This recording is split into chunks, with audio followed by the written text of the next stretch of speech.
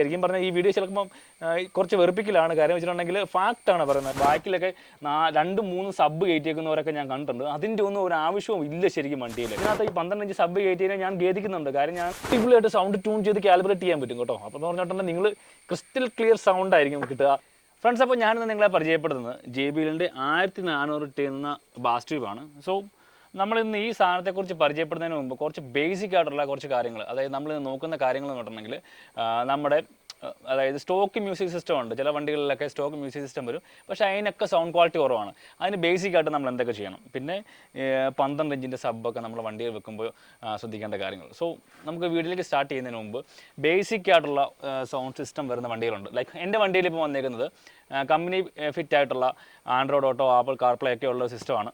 ഞാൻ അതിലോട്ട് ഒരു 10 ഇഞ്ചിൻ്റെ വേണമെങ്കിൽ നമുക്കൊരു ആൻഡ്രോയിഡ് സിസ്റ്റം കയറ്റാം. പക്ഷേ ഒരിക്കലും അതിനൊന്നും നല്ല പക്ക ക്വാളിറ്റി കിട്ടത്തില്ല. ഇപ്പം പയനീറിൻ്റെയും സോണിയുടെ ഒക്കെ സാധനങ്ങളുണ്ടെങ്കിൽ പോലും അതിനൊക്കെ ഭയങ്കര കോസ്റ്റ്ലിയാണ്. അതേപോടൊപ്പം തന്നെ ഈ പറഞ്ഞ സൗണ്ട് ഔട്ട്പുട്ട് നമുക്ക് ഒരിക്കലും കിട്ടത്തില്ല. ഇതിനെ വേണമെങ്കിൽ നമുക്ക് സൗണ്ട് ഗെയിൻ ചെയ്യാൻ സാധിക്കും. അതായത് ഒരു സബിൻ്റെ കണക്ഷൻ ഇപ്പോൾ മോസ്റ്റ് പ്രോബബ്ലി ഇതിനകത്തൊന്നും കാണത്തില്ല, ഒരു ബേസിക് സൗണ്ട് സിസ്റ്റം വരുമ്പോഴത്തേനും. സോ കൂടിയ വണ്ടികളിലൊക്കെ ഉണ്ട് കേട്ടോ, JBLൻ്റെയും മെറിഡിൻ്റെയും ഹാർമണിൻ്റെയൊക്കെ സൗണ്ട് സിസ്റ്റം വരുന്ന വണ്ടികളുണ്ട്, ടോപ്പ് വേരിയൻ്റ് വണ്ടികളുണ്ട്. സോ എപ്പോഴും നമുക്കത് സ്വന്തമാക്കാൻ പറ്റത്തില്ല. നമുക്കൊരു സൗണ്ട് സിസ്റ്റം അപ്ഗ്രേഡ് ചെയ്യണമെങ്കിൽ ബേസിക്കായിട്ട് ശ്രദ്ധിക്കേണ്ട കാര്യങ്ങൾ. നമുക്ക് വേണമെങ്കിൽ നമ്മുടെ സ്റ്റോക്ക് സിസ്റ്റത്തിൽ നമുക്ക് സൗണ്ട് സിസ്റ്റം അപ്ഗ്രേഡ് ചെയ്യാൻ സാധിക്കും. അതിന് നമുക്ക് RC കേബിൾ സാധാരണ അതിനകത്ത് വരാറില്ല. RC ഔട്ട്, അതായത് സബിന് ഔട്ട് കൊടുക്കാനുള്ള ഒരു പോയിന്റ് സാധാരണ സ്റ്റോക്ക് സ്റ്റീരിയോ സിസ്റ്റങ്ങളിൽ വരാറില്ല. അപ്പോൾ നമ്മൾ സാധാരണ ചെയ്യുന്നതെന്ന് പറഞ്ഞിട്ടുണ്ടെങ്കിൽ നമ്മുടെ സ്പീക്കറിൻ്റെ ഔട്ടിൽ നിന്ന് നമ്മൾ RC കേബിൾ ഔട്ട് എടുക്കുകയാണ് സാധാരണ ചെയ്യാറ്. എന്നിട്ട് അതിന് കണക്ടറുണ്ട്, കൺവേർട്ടറുണ്ട്. ആ കൺവേർട്ടർ അഡാപ്റ്റർ വെച്ച് നമ്മൾ സബ് ആമ്പിനുള്ള ഒരു കണക്ഷൻ എടുക്കുന്നു. അത് നേരെ നമുക്ക് ഏറ്റവും കൺവീനിയൻ്റ് ആയിട്ടുള്ള പൊസിഷൻ എന്ന് പറഞ്ഞാൽ, നിങ്ങളാണെങ്കിൽ നിങ്ങളുടെ വണ്ടിയിൽ സബ്വൂഫർ ലൈനൊക്കെ വലിക്കുകയാണെന്നുണ്ടെങ്കിൽ ഫ്രണ്ട് കോ ഡ്രൈവർ സീറ്റിൻ്റെ അടിയിലായിട്ട് നിങ്ങൾ ആംപ്ലിഫയർ സെറ്റ് ചെയ്യുക. ഒരു മിനിമം നമ്മൾ ഒരു ആംപ്ലിഫയർ മേടിക്കുമ്പോൾ ചാത്തൻ ആംപ്ലിഫയറൊക്കെ മേടിക്കുകയായിരിക്കാം. മിനിമം ഒരു സോണിയുടെയോ അല്ലെങ്കിൽ അങ്ങനെയുള്ള കെൻവുഡ് ഈ പറയുന്ന ബ്രാൻഡിൻ്റെ ബ്ലോക്ക് പന്തിൻ്റെ ഒക്കെ ആംപ്ലിഫയർ കിട്ടാൻ സാധിക്കും. അത്യാവശ്യം ബ്രാൻഡ് ആയിട്ടുള്ള ഒരു ആംപ്ലിഫയർ മേടിക്കുകയാണെങ്കിൽ നിങ്ങൾക്ക് കുറഞ്ഞ ഒരു 10 കൊല്ലം യൂസ് ചെയ്യാം. ഞാൻ സോണിയുടെ ഒക്കെ ആംപ്ലിഫയർ ഒരു ഓൾമോസ്റ്റ് ഒരു 5 years ആയിട്ട് യൂസ് ചെയ്യുന്നതാണ്. എൻ്റെ പഴയ വണ്ടിയിൽ യൂസ് ചെയ്തിരുന്ന ഏറ്റവും ആദ്യത്തെ വണ്ടിയിൽ ഓട്ടോ കേട്ടനെ മേടിച്ച ആംപ്ലിഫയറാണ്. I'm still using that. ഇതേ സബ്വൂഫറും ഇത് ഓൾമോസ്റ്റ് യൂസ് ചെയ്യുന്നതിനോട് ഒരു 5 years ആയി. അപ്പോൾ അതിൻ്റെ ഒരു എക്സ്പീരിയൻസ് നമുക്കിനകത്ത് നോക്കാം. അതിന് മുമ്പായിട്ട് നമ്മൾ സീറ്റിനിടയിൽ ആമ്പ് സെറ്റ് ചെയ്യുക. ഒരിക്കലും നിങ്ങൾ ഡിക്കി സ്പേസിലോട്ട് ആമ്പ് കൊണ്ടുവരാതിരിക്കുക. കാര്യം വെച്ചിട്ടുണ്ടെങ്കിൽ അങ്ങനെ കൊണ്ടുപോയിട്ടുണ്ടെങ്കിൽ നമുക്ക് അവിടെ സെപ്പറേറ്റ് ഒരു സിസ്റ്റം ആവശ്യമാണ്. അതായത് സെപ്പറേറ്റ് ഒരു പ്ലേസ് ആവശ്യമാണ്. ഇതിനെ ഒന്ന് ഹോൾഡ് ചെയ്യണമെങ്കിൽ എവിടെയെങ്കിലും വെക്കണം എന്നുണ്ടെങ്കിൽ ഇത് ഭയങ്കര ബോറാണ്. ശരിക്കും പറഞ്ഞാൽ നമ്മളത് ഓടി നടക്കും വണ്ടിക്കകത്ത്, പിന്നെ അത് കെട്ടി വെക്കാൻ പോകണം. ഇതിൻ്റെ ഒന്നും ആവശ്യമില്ല. ഇത് സബ്ബാണെങ്കിൽ ബേസിക്കലി നമ്മളൊരു വള്ളി ഇതേപോലെ വള്ളി കിട്ടണമെങ്കിൽ നമുക്ക് എവിടെയൊക്കെ കെട്ടി വെച്ചിട്ടുണ്ടെങ്കിൽ സബ്ബ് അവിടെ ഇരുന്നോളും. ആമ്പിൻ്റെ കണക്ഷൻ നമ്മുടെ സീറ്റിനടി വെച്ചിട്ടുണ്ടെങ്കിൽ അത് അവിടെ ഓടി കളിക്കത്തില്ല. അതിൻ്റെ അടിയിൽ ഒരു ഡബിൾ സൈഡ് സെല്ലോ ടൈപ്പ് കൊണ്ട് വെച്ചിട്ടുണ്ടെങ്കിൽ അവിടെ ഇരുന്നുള്ള സാധനം സേഫാണ്. മഴയും നനയത്തില്ല, വെള്ളം നനയത്തില്ല. ഇനി ലോഡ് ചെയ്യണമെങ്കിൽ അതെടുത്ത് മാറ്റേണ്ട കാര്യമില്ല. ഇപ്പം സബിൻ്റെ മാത്രം ഔട്ട് നമ്മൾ ഫോട്ടോ നോട്ടുണ്ടെങ്കിൽ ഈ സാധനം ഒരു സാധനങ്ങൾ കേട്ടണം ഗൂരി വെച്ചാൽ മാത്രം മതി. എന്നിട്ട് വയറൊന്ന് ഇൻസ്റ്റലേഷൻ ചെയ്ത് വെച്ചാൽ യാതൊന്നും പേടിക്കേണ്ട കാര്യമില്ല. സോ അതൊരു കൺസെപ്റ്റ്. ഇനി നമുക്ക് ഇതിൻ്റെ സൗണ്ട് അപ്ഗ്രേഡ് ചെയ്യുമ്പോൾ ശ്രദ്ധിക്കേണ്ട കാര്യങ്ങൾ. നോർമലി നമ്മുടെ ബേസ് വേരിയൻ്റ് വണ്ടികൾ അല്ലെങ്കിൽ ഒരു മിഡ് വേരിയൻ്റ് വണ്ടികളിലൊക്കെ വരുന്നത് ഒരു 4 സ്പീക്കർ സിസ്റ്റം ആയിരിക്കും. മേ ബി 4 ഡോർ സ്പീക്കർ, ഒരു 2 ട്വീറ്റേഴ്സ്. ഇപ്പോൾ നിങ്ങൾ സൗണ്ട് സിസ്റ്റം ഇപ്പം ബേസ് മോഡലാണെങ്കിലും ഏത് മോഡലാണെങ്കിലും നിങ്ങൾ സൗണ്ട് സിസ്റ്റം അപ്ഗ്രേഡ് ചെയ്യുന്നുണ്ടെങ്കിൽ ശ്രദ്ധിക്കേണ്ട ബേസിക് കാര്യങ്ങളുണ്ട്. സ്പീക്കേഴ്സിൻ്റെ കാര്യങ്ങൾ തന്നെ മോസ്റ്റ് പ്രോബബ്ലി 6 to 6.5 ഇഞ്ച് സ്പീക്കേഴ്സാണ് നമ്മുടെ വണ്ടിയുടെ ഡോറിൽ വരാറുള്ളത്. അതിൽ തന്നെ നമ്മുടെ സ്റ്റോക്ക് സിസ്റ്റം വരുവാണെങ്കിൽ 25 to 45 വാട്ട്സ് വരെ വരാറുണ്ട്. നമ്മളിപ്പോൾ 90 വാട്ട്സ് വരെയൊക്കെ അപ്ഡേറ്റ് ചെയ്യാറുണ്ട്. JBLൻ്റെയൊക്കെ കമ്പോണൻറ്റ് സ്പീക്കേഴ്സൊക്കെ വരുവാണെങ്കിൽ 90 വാട്ട്സിൻ്റെ ഒക്കെ ഉണ്ട്. അതേപോലെ തന്നെ നമ്മൾ ഈ 4 ഡോർ സ്പീക്കർ നിങ്ങൾ ചേഞ്ച് ചെയ്യാൻ തീരുമാനിച്ചാൽ തീർച്ചയായിട്ടും പവർ അപ്ഗ്രേഡ് ചെയ്യണം. ഞാൻ എൻ്റെ വണ്ടി വന്ന സ്റ്റോക്ക് സൗണ്ട് സിസ്റ്റം മാറ്റി നിങ്ങളെല്ലാം നിങ്ങൾ വീഡിയോക്കകത്ത് കണ്ടതാണ്. അതിനകത്ത് ഞാൻ കയറ്റിയേക്കുന്ന ആൽപൈൻ്റെ 45 വാട്ട്സിൻ്റെ സ്പീക്കറാണ്. ശരിക്കും പറഞ്ഞാൽ അതിൻ്റെ മാക്സിമം ഔട്ട്പുട്ട് തരാനുള്ള സാധനം നമ്മുടെ ഈ സ്റ്റോക്ക് സ്റ്റീരിയോയ്ക്ക് ഇല്ല. അത് ഷുവറാണ്, അതിനകത്ത് ഒരു കാര്യം മാറ്റവും ഇല്ല. അപ്പോൾ നമുക്ക് വേണമെങ്കിൽ കുറച്ചുകൂടെ അപ്ഗ്രേഡ് ചെയ്യണമെന്നുണ്ടെങ്കിൽ ഒരു 4 ചാനൽ ആമ്പൊക്കെ വേണം. അതായത് മിനിമം ഡോർ സ്പീക്കറിലോട്ട് നിങ്ങൾ 90 വാട്ട്സിൻ്റെ സ്പീക്കറോ അല്ലെങ്കിൽ 45 വാട്ട്സിൻ്റെ മേലോട്ട് സ്പീക്കർ ചെയ്തിട്ടുണ്ടെങ്കിൽ ഡെഫിനറ്റ്ലി നിങ്ങൾക്കൊരു ആമ്പ് 4 ചാനൽ ആമ്പ് വേണം, സെപ്പറേറ്റ് വേണം. ആ 4 സ്പീക്കേഴ്സിലോട്ടും നിങ്ങൾക്ക് കണക്ഷൻ എക്സ്ട്രാ വേറെ ആമ്പിൽ നിന്ന് കണക്ഷൻ കൊടുക്കേണ്ടി വരും. എന്നിട്ട് വേണം കണക്ഷൻ കൊടുക്കാൻ, അല്ലെങ്കിൽ ആ പറഞ്ഞ ഔട്ട് കിട്ടത്തില്ല. ഇനി നിങ്ങൾ ആ സൗണ്ട് സിസ്റ്റം അല്ലെങ്കിൽ ആ സ്പീക്കേഴ്സ് അപ്ഡേറ്റ് ചെയ്തിട്ടുണ്ടെങ്കിൽ തീർച്ചയായിട്ടും ഒരു സിംഗിൾ ലെയർ ഡാമ്പിംഗ് ഗെയിലും നിങ്ങളുടെ ഡോറിൽ ചെയ്തിരിക്കണം. സിംഗിൾ ലെയർ ഡാമിങ്. ശരിക്കും പറഞ്ഞാൽ ഡബിൾ ലെയർ ഡാമിങ് ഉണ്ട്. ഇതിനെക്കുറിച്ചൊക്കെ പറയുകയാണെങ്കിൽ വലിയ കാര്യങ്ങളാണ് കേട്ടോ, ഒത്തിരി ഡീറ്റെയിൽ ആയിട്ട് പറയാനുണ്ട്. ബേസിക് കാര്യങ്ങൾ മാത്രമേ പറയുള്ളൂ. ഈ ഡബിൾ ലെയർ ഡാമിങ് എന്ന് പറഞ്ഞിട്ടുണ്ടെങ്കിൽ നമ്മൾ സാധാരണ ഡോറിൻ്റെ സൈഡിൽ, അതായത് അഴിച്ചിട്ട് നമ്മൾ അകത്തും ചെയ്യാറുണ്ട്, പിന്നെ പുറത്തായിട്ടും ചെയ്യാറുണ്ട്. അകത്ത് ചെയ്യുന്നതെന്ന് പറഞ്ഞിട്ടുണ്ടെങ്കിൽ നമുക്ക് ടയർ നോയ്സൊക്കെ, റോഡ് നോയ്സ് കൺട്രോൾ ചെയ്യാൻ വേണ്ടിയിട്ടാണ് സാധാരണ മാരുതിയുടെ വണ്ടികൾക്കൊക്കെ 4 ലെയർ ഡാമ്പിങ് ഒക്കെ ചെയ്യാറുണ്ടെന്ന് പറഞ്ഞു കേട്ടിട്ടുണ്ട്. കാര്യം ടയർ നോയ്സ് ഏറ്റവും കൂടുതൽ അകത്തോട്ട് വയ്ക്കുന്ന ഒരു വണ്ടിയാണ് മാരുതിയുടെ വണ്ടികൾ. സോ നമുക്കിപ്പം നമ്മുടെ വണ്ടികൾക്ക് ഒരു ബേസിക്കലി ഒരു 90 വാട്ട്സ് 95 വാട്ട്സിൻ്റെ സ്പീക്കേഴ്സൊക്കെ അപ്ഡേറ്റ് ചെയ്തിട്ടുണ്ടെങ്കിൽ നിങ്ങളൊരു സിംഗിൾ ലെയർ ഡാമിങ് ആയാലും ചെയ്യാം. മിനിമം ഒരു 10 to 15 കോസ്റ്റ് വരും. ഡബിൾ ലെയർ ഡാമിങ് ചെയ്യുകയാണെങ്കിൽ അത്രയും നല്ലത്. പക്ഷേ അതിൻ്റെ ആവശ്യം മോസ്റ്റ് പ്രോബബ്ലി ഇല്ല. ഒരു സിംഗിൾ ലെയർ ഡാമിങ് ആയാലും ചെയ്യുക, എന്നാൽ മാത്രമേ മാക്സിമം സൗണ്ട് ഔട്ട്പുട്ട് കിട്ടുള്ളൂ. അടുത്തൊരു കണ്ടീഷൻ എന്ന് പറഞ്ഞിട്ടുണ്ടെങ്കിൽ നിങ്ങൾ സൗണ്ട് സിസ്റ്റം അപ്ഗ്രേഡ് ചെയ്യാൻ താല്പര്യമുണ്ട്. ലൈക്ക് വണ്ടിയുടെ സ്റ്റോക്ക് സ്റ്റീരിയോ മാറ്റാൻ താല്പര്യമില്ല, അത് തന്നെ വേണം. ആ ഒരു വണ്ടിയിൽ എന്ത് വരുന്നു ആ ഒരു സ്റ്റോക്ക് സിസ്റ്റം അപ്ഡേറ്റ് ചെയ്ത്, അതായത് നിലനിർത്തിക്കൊണ്ട് തന്നെ നിങ്ങൾക്ക് സൗണ്ട് ഒന്ന് അപ്ഗ്രേഡ് ചെയ്യണം, നല്ല ട്യൂണിങ് വരണം. ഇപ്പം അതിനു മുമ്പ് ഒരു കാര്യം പറയാം. നമുക്കിപ്പം വണ്ടിയിൽ ഒരു 4 ഡോർ സ്പീക്കർ, ഫ്രണ്ട് 2 ട്വീറ്റേഴ്സ് ഉണ്ട്. അതുകൊണ്ട് തന്നെ ഒരു സബിൻ്റെ ലൈൻ എടുത്തു കഴിഞ്ഞിട്ടുണ്ടെങ്കിൽ ഒരു 70% നമ്മുടെ സൗണ്ട് സിസ്റ്റം അപ്ഗ്രേഡായി. കാര്യം ഒരു ബീറ്റ്, 5 ബീറ്റ് കിട്ടും. ബാക്കിലൊരു സബ്ബോ അല്ലെങ്കിൽ ഒരു അണ്ടർ സീറ്റ് സബ്ബോ ചെയ്തിട്ടുണ്ടെങ്കിൽ തന്നെ ഒരു 75% നമുക്ക് സൗണ്ട് സിസ്റ്റമായി. അതിനൊരു നമുക്ക് എക്സ്ട്രാ ചിലവ് വരിക എന്ന് പറഞ്ഞാൽ ഇപ്പോൾ സ്റ്റോക്ക് ഡോർ സ്പീക്കേഴ്സ് തന്നെ നിലനിർത്തിക്കൊണ്ട് നമ്മളൊരു സബ് അപ്ഡേറ്റ് ചെയ്യുക. സബ് അപ്ഡേറ്റ് ചെയ്തിട്ടുണ്ടെങ്കിൽ നമുക്ക് ഓൾമോസ്റ്റ് എല്ലാ സാധനവും കിട്ടും. ഇടിയും കിട്ടും, എല്ലാം കിട്ടും, പാട്ടിൻ്റെ ട്യൂണും കാര്യങ്ങളെല്ലാം കിട്ടും. ഇതിൽ നിന്ന് നിങ്ങൾക്കൊരു അപ്ഗ്രേഡ് ചെയ്യണമെന്നുണ്ടെങ്കിൽ, അതായത് ബാക്കി നമ്മുടെ അപ്ഗ്രേഡേഷൻ എന്ന് പറഞ്ഞാൽ 25%. ഈ 25%-നാണ് കോസ്റ്റ്ലി ആകുന്നത്. നിങ്ങൾ എന്തോരം അതിന് എക്സ്പെൻസ് ചെയ്യാവോ അതിനനുസരിച്ച് ഈ 25% അല്ലെങ്കിൽ 20 to 25% മാത്രമേ അതിനകത്തൊരു അപ്ഗ്രഡേഷൻ വരുള്ളൂ. അതാ എക്സ്ട്രീം മ്യൂസിക്കിനെ സ്നേഹിക്കുന്നവർ. ഈ പറഞ്ഞവരെ ബീറ്റ് വരുന്നത് മാത്രമല്ല, പഞ്ച്, അതായത് ബാക്കിലൊക്കെ 2-3 സബ് കയറ്റിയേക്കുന്നവരൊക്കെ ഞാൻ കണ്ടിട്ടുണ്ട്. അതിൻ്റെ ഒന്നും ഒരു ആവശ്യവും ഇല്ല ശരിക്കും വണ്ടിയിൽ. ശരിക്കും പറഞ്ഞാൽ ഞാൻ പറയുവാണെങ്കിൽ ഈ 12 ഇഞ്ച് സബിൻ്റെ ആവശ്യം നമ്മുടെ വണ്ടികളില്ല. ഞാനിപ്പോൾ എൻ്റെ വെന്യൂലാണെങ്കിൽ ഇതിനകത്ത് ഈ 12 ഇഞ്ച് സബ് കയറ്റിയതിനെ ഞാൻ ഖേദിക്കുന്നുണ്ട്. കാര്യം ഞാൻ നെക്സ്റ്റ് ലെവലിലോട്ട് അപ്ഗ്രേഡ് ചെയ്യാൻ താല്പര്യമുള്ള ഒരാളാണ്. പക്ഷേ ഞാൻ എൻ്റെ ഡോർ സ്പീക്കേഴ്സ് ഫസ്റ്റ് സ്റ്റെപ്പായിട്ട് മാറ്റി ഫസ്റ്റ് ലെയർ ഡാമ്പ് ചെയ്തു. ഇനി സബിൻ്റെ ഒരു ലൈൻ വലിച്ചു, സബ് കൊടുത്തു. പക്ഷേ ഈ സബിൻ്റെ മാക്സിമം ഔട്ട്പുട്ട് 12 ഇഞ്ച് സബ് നമുക്ക് വണ്ടികളിൽ, കാറിൽ യൂസ് ചെയ്യേണ്ട ആവശ്യമില്ല. അതിനുള്ള ഒരു എന്നാ പറയുക ഏരിയ നമ്മുടെ കാറിന് ഇല്ല എന്നുള്ളതാണ്. ഇതിൻ്റെ ഒരു മാക്സിമം ഔട്ട്പുട്ട് എടുത്തിട്ടുണ്ടെങ്കിൽ ഈ വണ്ടിയുടെ ഏറ്റവും ഈസിയായിട്ട് കാര്യങ്ങൾ വൈബ്രേറ്റ് ചെയ്യും. അതായത് നമ്മൾ ഈ 12 ഇഞ്ച് മാക്സിമം ഇതിൻ്റെ ഔട്ട്പുട്ട് നമുക്ക് കിട്ടണമെന്നുണ്ടെങ്കിൽ നമ്മൾ ഫുൾ ലെയർ ഡാമ്പിങ് എൻ്റെ വണ്ടിക്കകത്ത് ചെയ്താൽ ഇതിനകത്ത് യൂസ് ചെയ്യാൻ പറ്റത്തില്ല.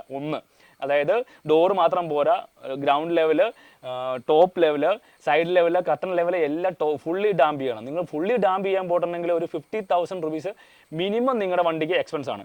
സോ അത് തന്നെ 12 ഇഞ്ച് സബ് കയറ്റുന്നവരെ നിങ്ങളപ്പം ഇവൻ എന്നാ തേങ്ങയാണ് പറഞ്ഞതെന്നൊക്കെ നിങ്ങൾക്ക് ആലോചിക്കാം. പക്ഷേ നിങ്ങൾ 12 ഇഞ്ച് സബ് ചെയ്യുന്നതിന് പകരം ഒരു 8 ഇഞ്ചിൻ്റെയോ അല്ലെങ്കിൽ ഒരു 6 ഇഞ്ചിൻ്റെയോ സബ് നിങ്ങൾ 1-2 സബ് കയറ്റിയോ, ഒരു 2 ചാനൽ ആമ്പ് മേടിക്കണം അല്ലെങ്കിൽ 4 ചാനൽ ആമ്പ് മേടിക്കണം, 1-2 സബ് നിങ്ങളുടെ വണ്ടിക്കകത്ത് കയറ്റാം.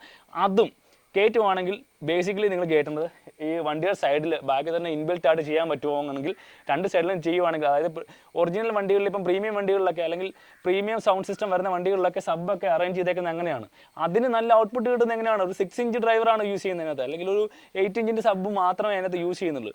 അതിന് തന്നെ നല്ല ഇപ്പം XC 90 60 വണ്ടികളിലൊക്കെ സൗണ്ട് സിസ്റ്റം, JBLൻ്റെ സൗണ്ട് സിസ്റ്റം 7.1.2 സൗണ്ട് സിസ്റ്റം ഒക്കെ കേട്ടിട്ടുണ്ടെങ്കിൽ വേറെ കിടുക്കാച്ചി സെറ്റപ്പാണ്. സോ അതിൻ്റെ ആവശ്യമുള്ളൂ. നിങ്ങളൊരു മാക്സിമം നിങ്ങൾ വണ്ടി സബ് ചെയ്യുന്നുണ്ടെങ്കിൽ ഒരു 6 ഇഞ്ചിൽ അല്ലെങ്കിൽ 8 ഇഞ്ച്, മാക്സിമം 8 ഇഞ്ച് വരെ കയറ്റിയാൽ മതി. ഒരു 10 ഇഞ്ചിൻ്റെ പോലും ഞാൻ ചെയ്യുന്നില്ല. അത് നിങ്ങൾക്ക് ചെയ്യാൻ പറ്റുവാണെങ്കിൽ ഇനി വേറൊരു ഓപ്ഷൻ പറ്റുന്ന ഒരു അണ്ടർ സീറ്റ് സബ്വൂഫർ സെറ്റ് ചെയ്യുക. അണ്ടർ സീറ്റ് സബ് സെറ്റ് ചെയ്തിട്ടുണ്ടെങ്കിൽ ഉള്ള കുഴപ്പമെന്ന് പറഞ്ഞാൽ അതിൻ്റെ മിഡ് ബാസ് ആണ്. അതിൻ്റെ ബാസും ചിലപ്പോൾ നിങ്ങൾക്ക് ഇഷ്ടപ്പെടത്തില്ല. സോ ഏറ്റവും നല്ല ബാസ് എഫക്റ്റ് കിട്ടുന്ന ഏതാണെന്ന് വെച്ചിട്ടുണ്ടെങ്കിൽ ട്യൂബല്ല, എപ്പോഴും ഒരു സ്ക്വയർ ബോക്സ് ആയിരിക്കും നല്ല പഞ്ച് റിസൾട്ട് കിട്ടുക. ഒന്ന് പിന്നെ വേറൊരു കാര്യം എന്ന് കേട്ടിട്ടുണ്ടെങ്കിൽ ഈ നമ്മൾ ട്യൂബൊക്കെ വെച്ചിട്ടുണ്ടെങ്കിൽ പുറകെ ഇരിക്കുന്നവർക്കൊക്കെ ഭയങ്കര ബുദ്ധിമുട്ടായിരിക്കും.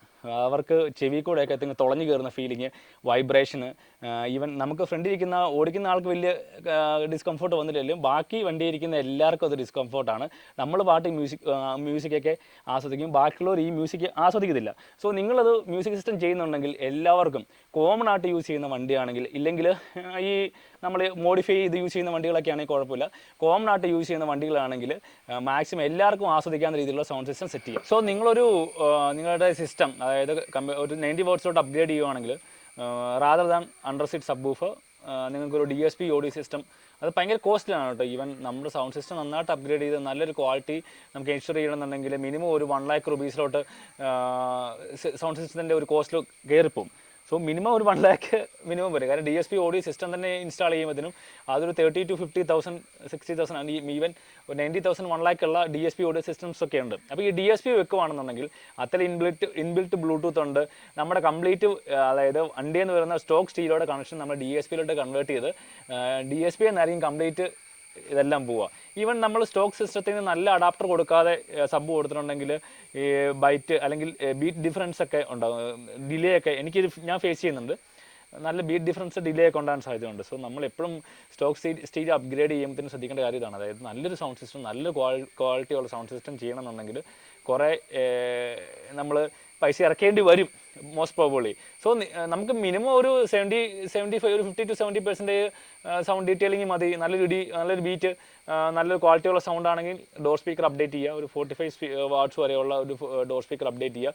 ആൽപൈൻ്റെ ഉണ്ട്, JBLൻ്റെ ഉണ്ട്, അങ്ങനെയുള്ള സ്പീക്കേഴ്സ് അപ്ഡേറ്റ് ചെയ്യുക. പിന്നെ നിങ്ങൾ മെയിനായിട്ട് ചൂസ് ചെയ്യേണ്ട ഒരു കാര്യം, ഈവൻ നിങ്ങളുടെ വണ്ടിയിൽ ട്വീറ്റേഴ്സ് ഇല്ലെങ്കിൽ തീർച്ചയായിട്ടും കോമ്പണൻറ്റോ കോയാക്സിൽ സ്പീക്കേഴ്സിന് പകരം 2 കോമ്പണൻറ്റ് സ്പീക്കർ ഉപയോഗിക്കുക. സാധാരണ എല്ലാവരും ഉപയോഗിക്കുന്ന ഫ്രണ്ട് കോമ്പണൻറ്റ് സ്പീക്കറും ബാക്കി കോയാക്സിൽ സ്പീക്കറുമാണ് യൂസ് ചെയ്യുന്നത്. സോ 2 കോമ്പണൻറ്റ് സ്പീക്കറെ യൂസ് ചെയ്യണമെന്നേ പറയുള്ളൂ. കാര്യം നമ്മൾ ട്വീറ്റേഴ്സ് മേളിൽ വെച്ചിട്ടുണ്ടെങ്കിൽ ട്വീറ്റേഴ്സ് മേളിൽ പൊസിഷൻ വരുമ്പോഴാണ് നമ്മുടെ ഈ ഹൈ ഫ്രീക്വൻസി സൗണ്ട് വേവ് വരുമ്പോഴത്തേനാണെങ്കിൽ നമുക്ക് ആദ്യം നമ്മുടെ ചെവിയിലോട്ട് വരുന്നത് ഈ ട്വീറ്ററിൻ്റെ സൗണ്ടാണ്. സോ നമുക്ക് ഫ്രണ്ടിൽ ട്വീറ്ററുണ്ട്, ബാക്കിൽ ട്വീറ്ററില്ല, കോയാക്സിൽ സ്പീക്കറാണ് വെച്ചേക്കുന്നത്. അപ്പം താഴെ നിന്നാണ് അതിൻ്റെ സൗണ്ട് വരിക, ഡൗൺ ഫയറിംഗ് ആണ് വരിക. അപ്പം നമുക്ക് സൗണ്ട് ചെവിയിലോട്ട് ഡിലേ ആയിട്ട് എത്തുള്ളൂ. അതായത് ഫ്രണ്ടിലെ ട്വീറ്ററിൻ്റെ സൗണ്ട് നമ്മുടെ ആദ്യം ചെവിയിലോട്ട് എത്തും. സൗണ്ട് വേവ് ആണല്ലോ, പെട്ടെന്ന് ഫാസ്റ്റായിട്ട് ട്രാവൽ ചെയ്യും.